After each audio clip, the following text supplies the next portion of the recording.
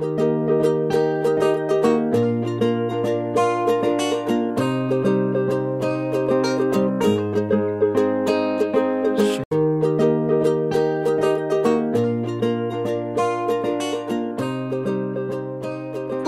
et bienvenue dans cette nouvelle émission d'Astro Vidéo qui est toujours juste derrière. On a la passerelle Simone de Beauvoir et si vous êtes sage demain vous aurez une vidéo dessus. Et puis vous voyez les jardins de Bercy qui sont juste à côté de moi, puis il y a des passants tout autour qui parlent, donc il risque d'y avoir du bruit, il y a beaucoup d'enfants, il y a des trottinettes, voilà, c'est un peu la cour de récréation en même temps. Donc c'est un petit peu bruyant, je n'ai pas encore de micro directionnel. On va parler de ces aspects marquants de ce 13 octobre 2016. Et ma foi, c'est pas mal du tout. Déjà, la Lune est toujours en Poisson et elle va venir renforcer la triple conjonction entre Neptune rétrograde, le nœud sud et la Lune. Mais pas loin, il y a Chiron. Et tout ça, ça fait un bon aspect avec le signe du Scorpion, un bon aspect avec le signe du Cancer, et puis avec le Taureau, la Vierge, le Capricorne. Donc, dans l'ensemble, tous ces signes-là, aujourd'hui, vous allez pétiller, vous allez avoir une énergie qui vient de on ne sait où, mais de très loin, puisque c'est le nœud sud qui est concerné. Donc, vous serez inspiré, ça c'est Neptune.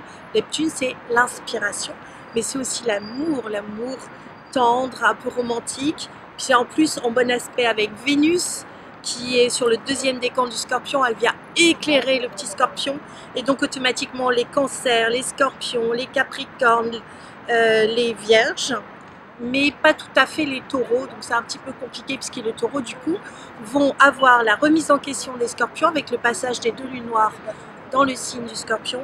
Juste en face on a le Taureau et le Taureau du coup va être concerné par cette remise en question, d'autant plus que l'inconscient du Taureau, c'est le Verseau. Ah, et oui, quand vous pliez un thème en deux, vous avez Bélier d'un côté, et puis vous avez le 12e signe de l'autre, c'est-à-dire le Poisson. Et en face, vous avez la Vierge et la Balance. C'est dans cet axe-là, si vous pliez le thème en deux, eh bien, vous allez avoir l'inconscient de l'autre, c'est ce qu'on appelle aussi les points spéculum.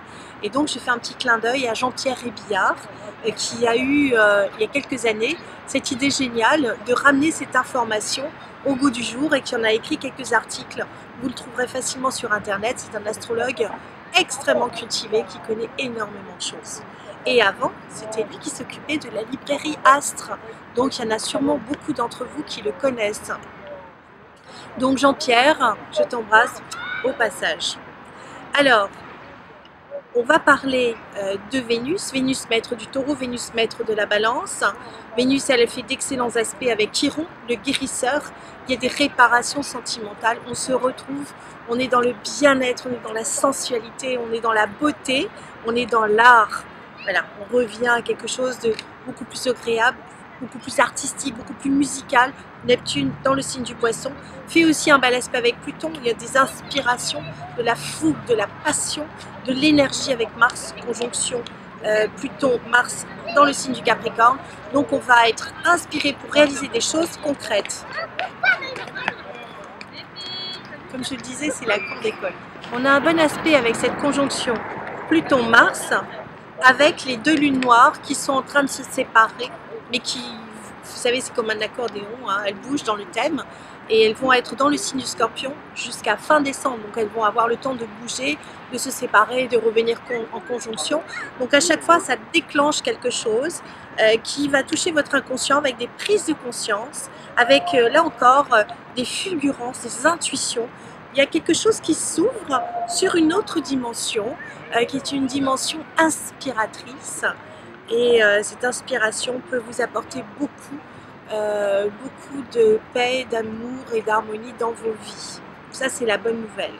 Maintenant, si vous êtes pressé, c'est pas bon du tout, puisque Mars est au carré de plus en plus serré, et carré même quasiment exact à quelques secondes près avec Mercure. Donc attention aux propos que vous allez tenir. Mercure, c'est le messager des dieux ou le roi des voleurs. Donc si vous prenez un contrat maintenant avec quelqu'un que vous vous dépêchez, que vous ne lisez pas les lignes, Ça c'est Jupiter, la signature qui est juste à côté de Mercure. Dans le signe de la Balance, et ben c'est cuit.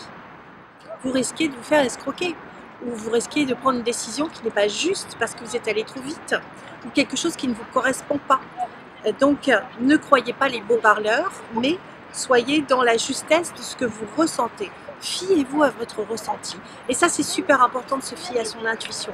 Et là, on a plein de signes pour l'intuition. Par exemple, si vous avez le cœur joyeux, vous bondissez, vous vous sentez content, heureux, vous êtes enthousiaste, et ben c'est bon.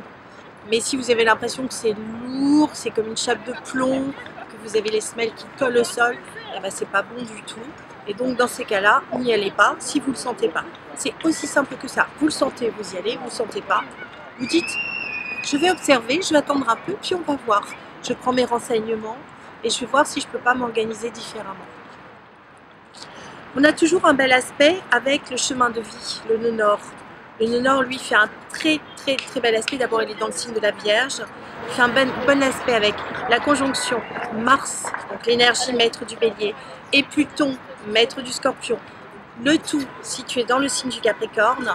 Donc, vous allez être pragmatique dans votre manière d'envisager votre vie, l'orientation de votre vie, ce que vous allez faire, où ça vous engage, où vous allez.